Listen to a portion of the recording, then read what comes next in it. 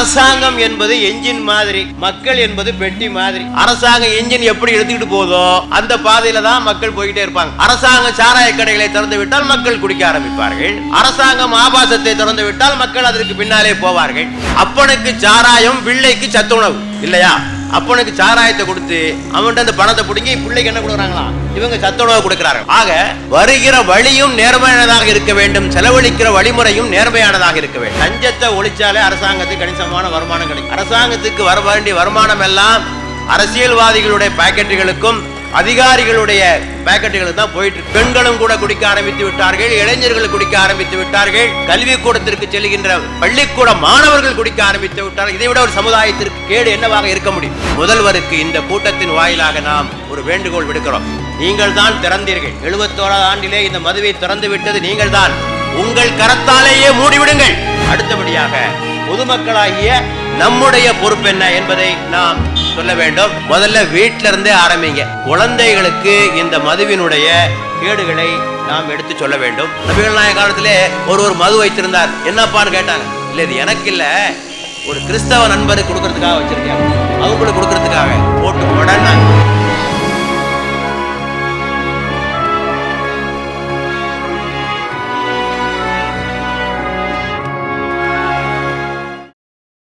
எல்லா புகழும் இறைவன் ஒருவனுக்கே. இப்போது நமக்கு முன்னாலே உள்ள கேள்வி, இந்த மதுவை ஒழிப்பது எப்படி? இதுதான் நமக்கு முன்னாலே உள்ள கேள்வி. பல பேருக்கு நம்பிக்கை இல்லை. ஏதோ ஜமாத் இஸ்லாமிக்காரங்க கூட்டம் போட்டு இந்த நிகழ்ச்சியை பேசி கொண்டிருக்கிறார்கள். இதெல்லாம் நடக்கிற காரியமா? இதையெல்லாம் நம்மாலே ஒழிக்க முடியுமா? இப்படி ஒரு நம்பிக்கை வந்துருச்சுன்னு வைங்க, அவ்வளோதான், முடிஞ்சு போச்சு, சமுதாயம் அழிஞ்சு போயிடும். இப்படி ஒரு எண்ணமே வரக்கூடாது.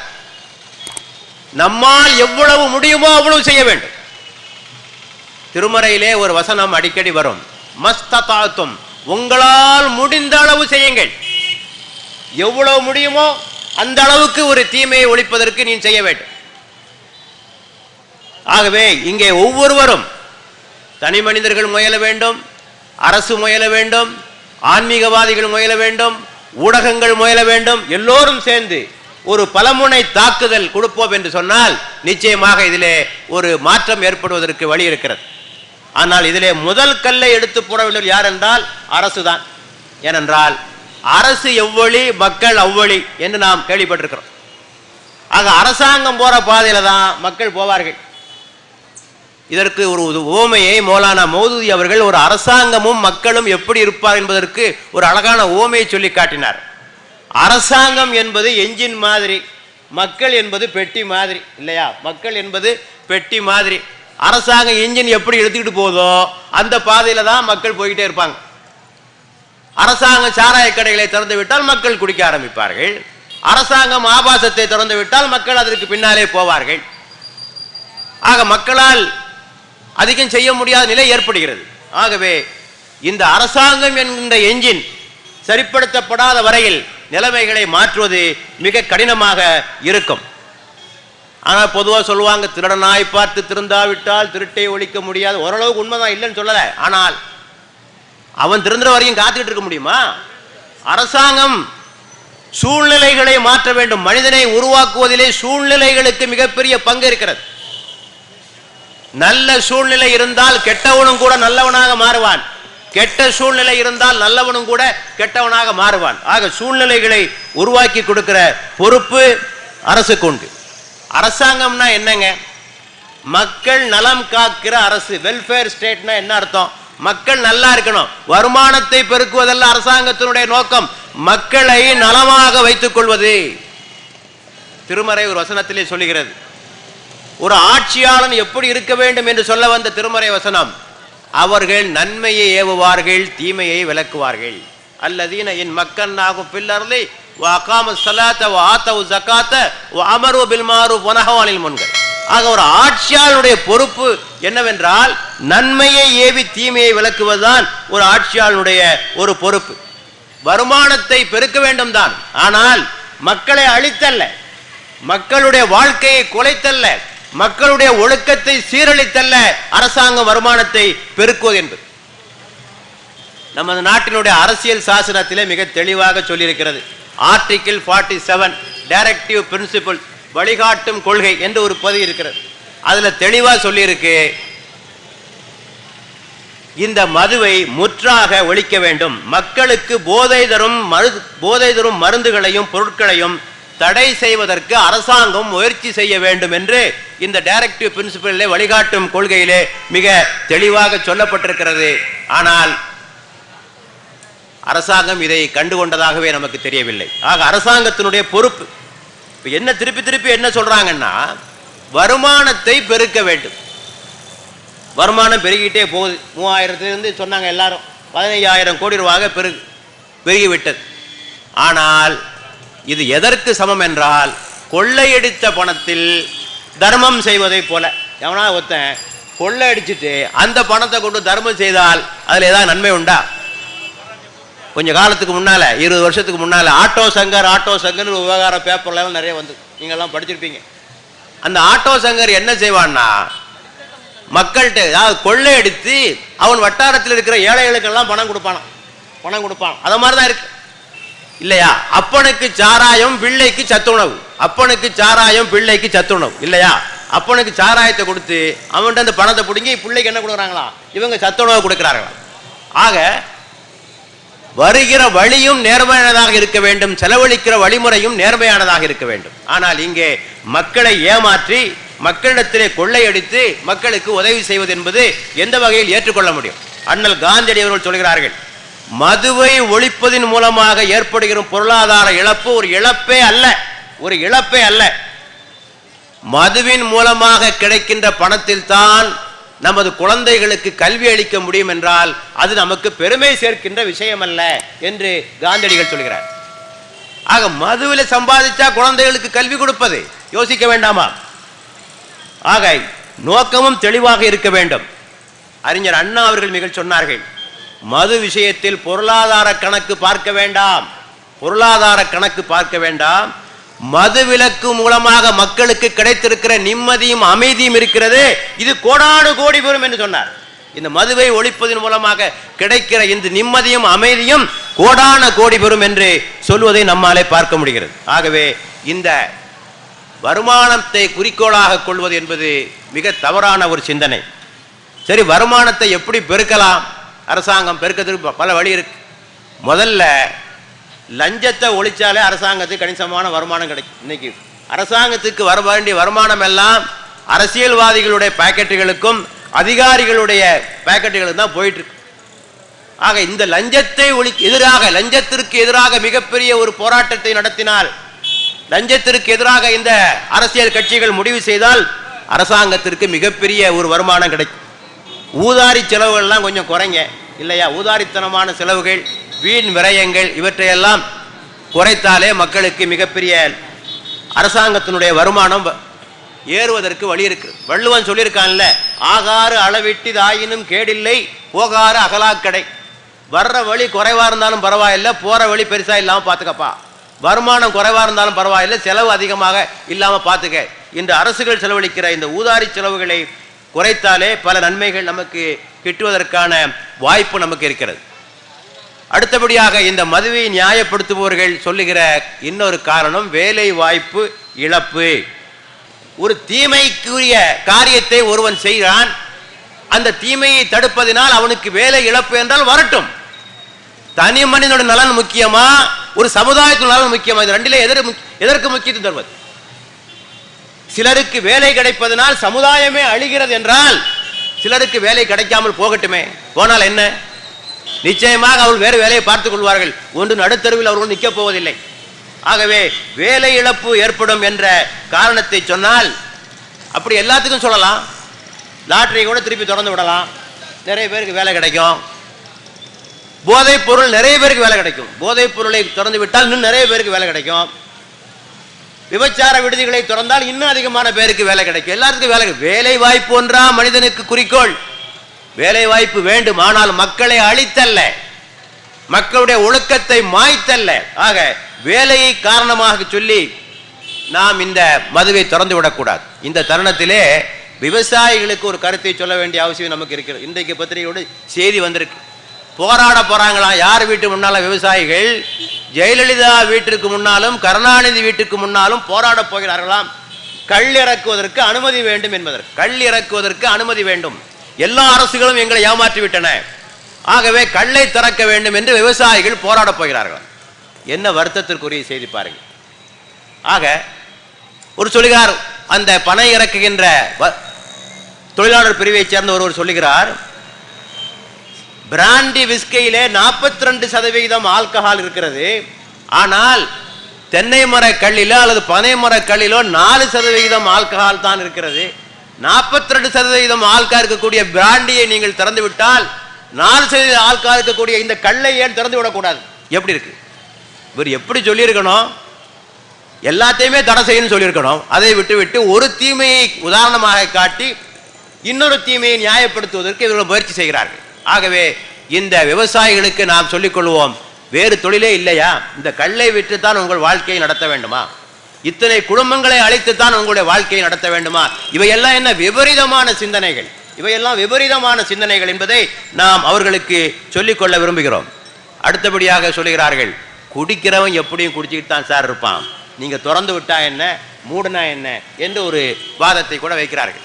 உண்மைதான், குடிக்கிறவன் குடிப்பான். ஆனால் நான் ஏற்கனவே சொல்லியதை போல குடிப்பதற்கான சாதகமான சூழ்நிலைகள் இருக்கிற போது அதிகமாக குடிப்பார்கள். நான் என்னுடைய உதாரணத்தை சொல்லி, 71வது ஆண்டிலே இந்த மது திறந்து விடப்பட்டது. 71வது ஆண்டிலே கலைஞர் இந்த மதுவை திறந்து விட்டார். அப்போது நான் மருத்துவக் கல்லூரியிலே மாணவனாக படித்துக் கொண்டிருக்கிறேன். திறந்து விடுவதற்கு முன்னரும் மாணவர்கள் குடித்தார்கள். ஒரு 1% மாணவர்கள் அல்லது 2% மாணவர்கள் யாருக்கும் தெரியாமல் எங்கோ ஒரு மூலையிலே ஒரு ஒதுக்குப்புறமாக சென்று குடித்து விட்டு வருவார்கள். குடித்ததை கூட வெளியிலே சொல்ல மாட்டார்கள், தான் குடித்தோம் என்பதை கூட சொல்ல மாட்டார்கள். இந்த 71லே இந்த மது திறந்து விடப்பட்டதும் கிட்டத்தட்ட பாதிக்கு மேற்பட்ட மாணவர்கள் குடிக்க ஆரம்பித்தார்கள். பரீட்சை முடிவுகள் ரிசல்ட்டுகள் வெளியாகிற அன்றைக்கு எல்லாம் மதுவை வாங்கி வச்சிருப்பான். அவன் சொல்லுவான், பரீட்சையில் பாஸ் ஆகணும் சந்தோஷத்தை கொண்டாடுறது குடிக்கிறது, ஃபெயில் ஆகணும் கவலையை மறக்கிறது குடிக்கிறது, எப்படியும் குடிக்கிறது என்று முடிவு. ஆக இவையெல்லாம் எதனால் நிகழ்ந்தது?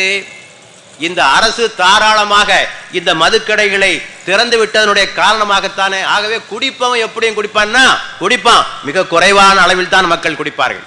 இவ்வளவு தாராளமாக பெண்களும் கூட குடிக்க ஆரம்பித்து விட்டார்கள், இளைஞர்கள் குடிக்க ஆரம்பித்து விட்டார்கள், கல்விக்கூடத்திற்கு செல்கின்ற பள்ளிக்கூட மாணவர்கள் குடிக்க ஆரம்பித்து விட்டார்கள். இதை விட ஒரு சமுதாயத்திற்கு கேடு என்னவாக இருக்க முடியும்?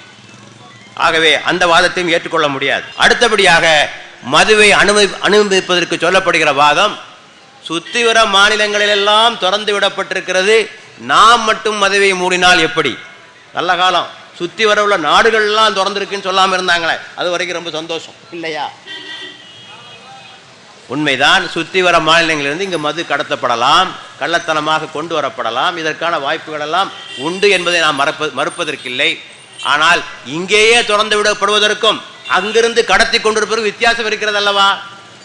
இங்கேயே அனுமதித்தால் இன்னும் அதிகமாகும், அங்கிருந்து கடத்தி கொண்டு வரலாம் மிக குறைந்த அளவில் தான் கடத்தி கொண்டு வரப்படும். சரி, காவல்துறை எதற்கு? கடத்துவதை தடுப்பதற்கு தானே காவல்துறை.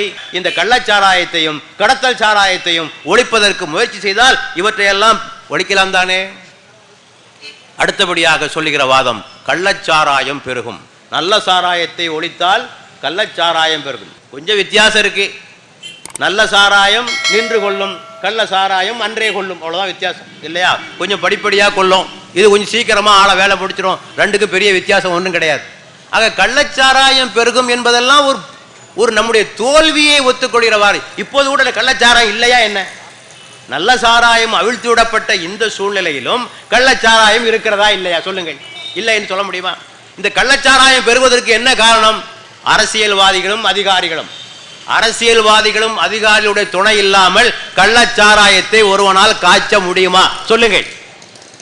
ஆகவே இந்த அரசியல்வாதிகள், அதிகாரிகள், சாராய வியாபாரிகள், இந்த மூவருடைய கூட்டணியில் தான் கள்ளச்சாராயம் பெறுகிறது. ஆக ஒரு அரசு நினைத்தால் அவற்றை தடை செய்ய முடியும். மக்கள் மீது அக்கறை இல்லை, அவ்வளவுதான்.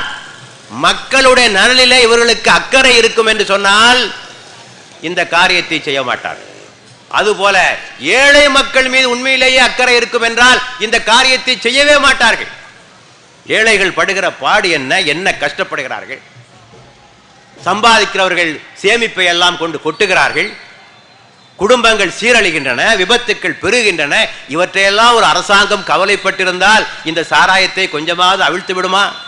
ஆக மக்கள் இப்படி சாவுகிறார்களே, இதை பற்றி கவலை இல்லாமல் இவர்கள் இலக்கு வைத்து டார்கெட் வைத்து இவ்வளவு விற்க வேண்டும் அவ்வளவு விற்கும் சொன்னால் மனித நேயம் இல்லை, மக்கள் மீது அக்கறை இல்லை, மக்கள் மீது அன்பு இல்லை என்றுதான் இதற்குடைய அடையாளமாக நாம் எடுத்துக்கொள்ள வேண்டும். சமீபத்திலே ஒரு செய்தி வந்தது, கொஞ்சம் சந்தோஷமா இருந்தது. திடீரென்று முதல்வர் அறிவித்தார், சாராய கடைகள் மூடப்படும், நல்ல செய்தி விரைவில் வெளிவரும். தினத்தந்தி பத்திரிகையிலே முதல் பக்கத்திலே 8 காலத்திலே செய்தி வந்தது. நம்மளாம் ரொம்ப சந்தோஷப்பட்டு, நான் கூட கொஞ்சம் அவசரப்பட்டு நம்முடைய மானுட சொந்த நிகழ்ச்சியில் அந்த செய்தியை போட்டு முதல்வரை பாராட்டி கூட செய்தியை போட்டுவிட்டோம். அப்புறம் நிருபர்கள் கேட்கிறார்கள் பேட்டியில, என்ன இப்படி மூடப்படும் என்று சொன்னீர்களே? மூடப்படும் என்று சொன்னேனே தவிர எப்போது என்று சொல்லவில்லையே, எப்போது என்று சொல்லவில்லையே. ஒரு முதல்வருக்கு இது அழகா? முதல்வர் ஒரு அறிவிப்பை செய்கிறார் என்று சொன்னால் அதற்கு ஒரு அர்த்தம் இருக்க வேண்டும், பொறுப்போடு அந்த அறிவிப்பை செய்ய வேண்டும். ஆக அப்போது டாஸ்மாக் ஊழியர்கள் செய்த ஒரு பிரச்சனையை சமாளிப்பதற்காக, அவருடைய அந்த வேலை நிறுத்தத்தை சமாளிப்பதற்காக அந்த கடைகளை இழுத்து மூடப்படும் என்று ஒரு பொய்யான செய்தியை மக்களுக்கு சொல்லி திசை திருப்பலாமா? இது ஒரு முதல்வருக்கு அழகா என்பதனையும் இந்த சமயத்திலே நான் கேட்டுக்கொள்ள விரும்புகிறேன். ஆக முதல்வருக்கு இந்த கூட்டத்தின் வாயிலாக நாம் ஒரு வேண்டுகோள் விடுக்கிறோம். நீங்கள் தான் திறந்தீர்கள், 71வது ஆண்டிலே இந்த மதுவை திறந்து விட்டது நீங்கள் தான். உங்கள் கரத்தாலேயே மூடிவிடுங்கள், உங்கள் கரங்களினாலேயே இந்த மதுக்கடைகளை மூடுகிற உத்தரவை நீங்கள் போட்டுவிடுங்கள். உங்கள் ஆயுட்காலத்தில் அதனை செய்து விடுங்கள். குதிரை பந்தயத்தை ஒழித்தீர்களோ, அதனை நினைவு சின்னமாக ஒரு குதிரையை நீங்கள் ஜெமினி அண்ணா மேம்பாலத்திற்கு கீழே நீங்கள் வைத்தீர்களோ, அதுபோன்று இந்த சாராய கடைகளை ஒழித்து அதற்கு ஒரு நினைவு சின்னத்தை வைத்து எனது ஆட்சி காலத்தில் இது ஒழிக்கப்பட்டது என்ற ஒரு நல்ல பெயர் உங்களுக்கு வர வேண்டும் என்று நாங்கள் எல்லாம் ஆசைப்படுகிறோம். அந்த கோரிக்கையை உங்களுக்கு முன்னாலே நாங்கள் வைக்க விரும்புகிறோம்.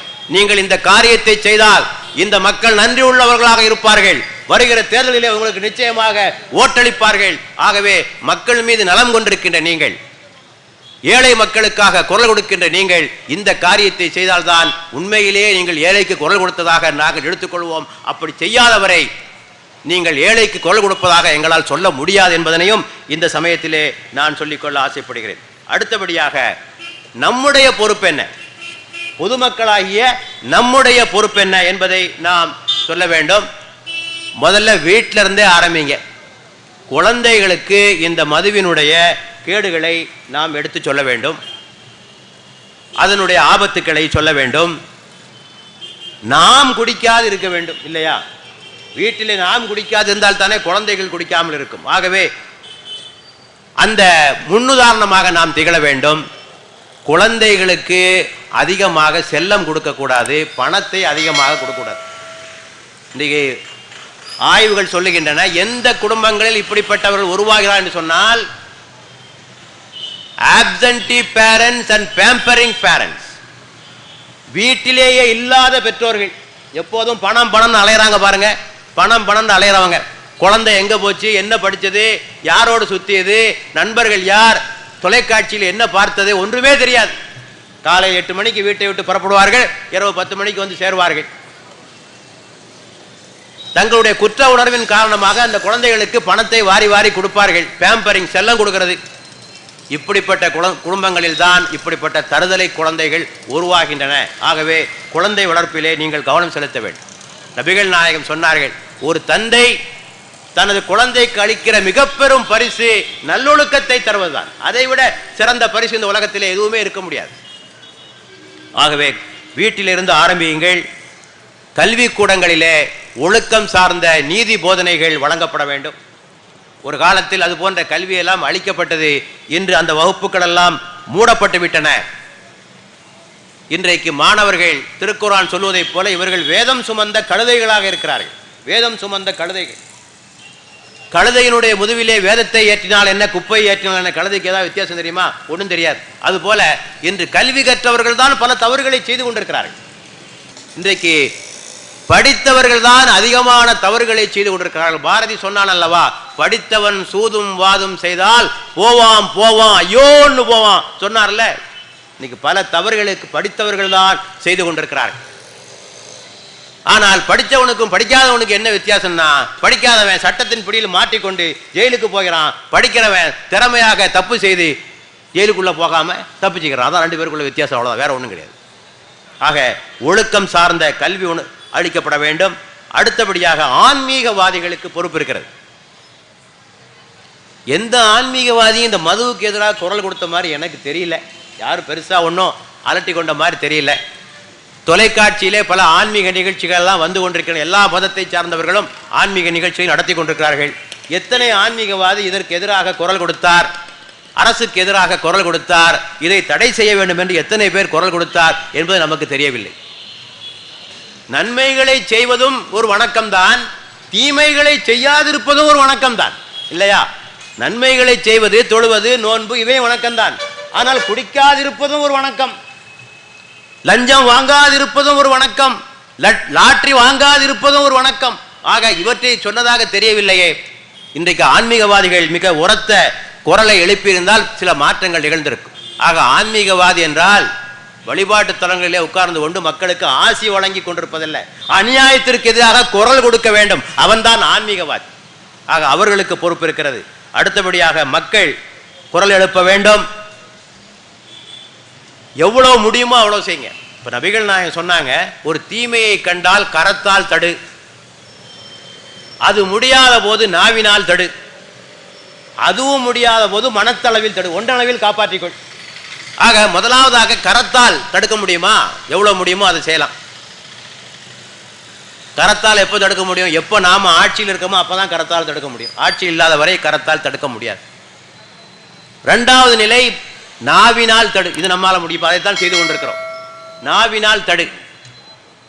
ஆக ஒவ்வொரு வட்டாரத்திலும் ஒவ்வொரு பகுதியிலும் மக்கள் இந்த தீமைக்கு எதிராக குரல் கொடுத்து கொண்டே இருக்க வேண்டும்.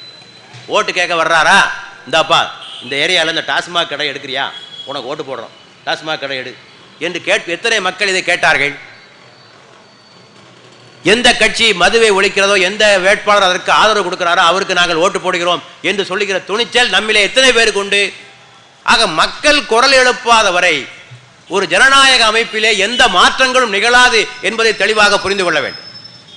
யாரோ வானத்திலிருந்து ஒரு வானவர் இறங்கி வந்து இந்த மாற்றங்களை எல்லாம் கொண்டு வர எண்ணிக்கொண்டிருக்கிறீர்களா? நாம் தான் அதற்கு எதிராக குரல் எழுப்ப வேண்டும். அடுத்தபடியாக இந்த தீமைக்கு நாம் எந்த வகையிலும் துணை போகக்கூடாது. இப்போ துணை போறதுன்னா பல வகையில் துணை போகலாம். இப்போ நபிகள் நாயகம் சொன்னாங்க, ஒரு தீமையை செய்பவன் மட்டும்தான் குற்றவாளி என்பதாக அல்ல, அந்த தீமைக்கு துணை போவனும் குற்றவாளி தான். இப்போ நபிகள் நாயகம் சொன்னாங்க, வட்டி வாங்காதே என்று மட்டும் சொல்லலை, வட்டி வாங்காதே, வட்டி கொடுக்காதே, வட்டி கணக்குக்கு சாட்சி சொல்லாதே, வட்டி கணக்கை எழுதாதே, எதுவும் செய்யக்கூடாது.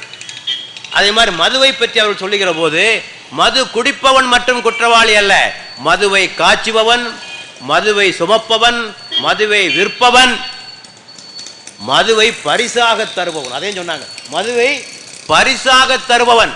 சிலவங்க சொல்லலாம், நபிகள் நாயகம் காலத்திலே ஒரு மது வைத்திருந்தார், என்னப்பான்னு கேட்டாங்க. இல்லை இது எனக்கு இல்லை, ஒரு கிறிஸ்தவ நண்பருக்கு கொடுக்கறதுக்காக வச்சிருக்கேன் அப்படின்னு. அவங்களுக்கு கொடுக்கறதுக்காக போட்டு உடன்னாங்க. நபிகள் நாயகம் சொன்னார்கள், போட்டு உடை அந்த மது தாளி.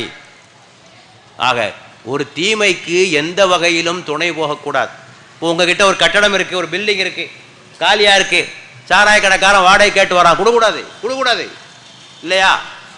அவன் தான் அதிகமான வாடகை தருவான். தீமையான தொழில்களை செய்கிறார்களே அவர்கள் தான் அதிக வாடகையை தருவார்கள்.